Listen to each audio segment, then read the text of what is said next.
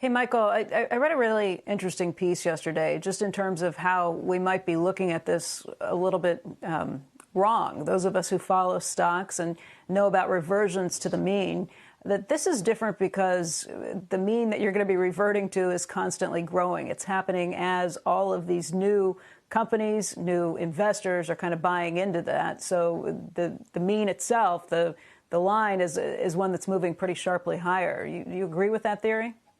The most important thing to understand about Bitcoin is a bank in cyberspace for people that don't have the ability to run their own hedge fund. It's not a stock. It's an asset class. And so, you know, if I put $1 billion into a bank and then came back a year later and I put another $10 billion in the bank is not overvalued by a factor of 10. The bank is just 10 times bigger. People are using Bitcoin to store their monetary energy for the long term. And so the price is a reflection of the monetary energy in this bank in cyberspace. Hey, Michael, I just wanted to go back to a question about your holdings of Bitcoin personally and potentially the holdings of members of the board or executives in the management team. And the reason I raise this is I think there's a lot of companies now that are thinking about buying into Bitcoin, and yet there are employees and or board members who are either own Bitcoin already or buying in knowing perhaps that their company is going to buy Bitcoin. How you think about that from a legal perspective, because historically, if one company was going to effectively buy another company, it would actually be considered either illegal insider trading or just a breach of the fiduciary duty, because effectively you'd be taking advantage of corporate information.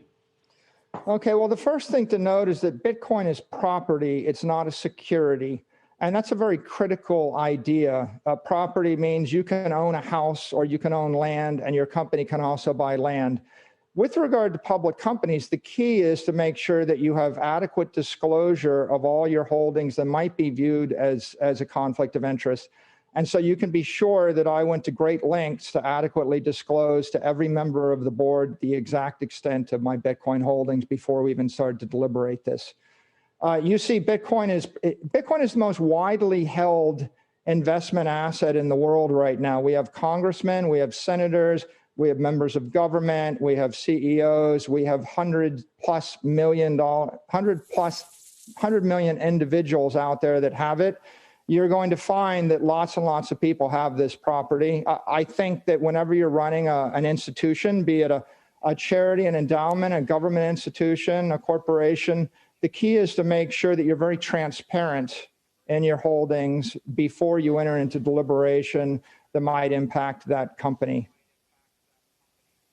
Right. It's $1 trillion. So, I mean, there's stocks that are $1 trillion. I'm trying to figure out what type of total market cap you'd need until you wouldn't ask that question anymore, Michael. I mean, people with gold, if a company decides it wants to put its treasuries in gold, I don't think they'd ask the CEO, well, did you buy some, you know, you're going to move the entire gold market, but it's a much bigger market. But I'm wondering if there's a number where you don't ask that question, where it becomes actually a, you know, would you worry if you went out the yield curve on bonds or if you went into corporates on your treasury?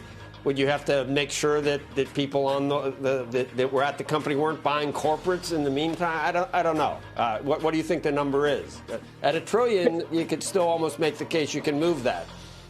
There's a $500 trillion monetary planet, and the outer layer is currency. Then you've got stocks, bonds, real estate.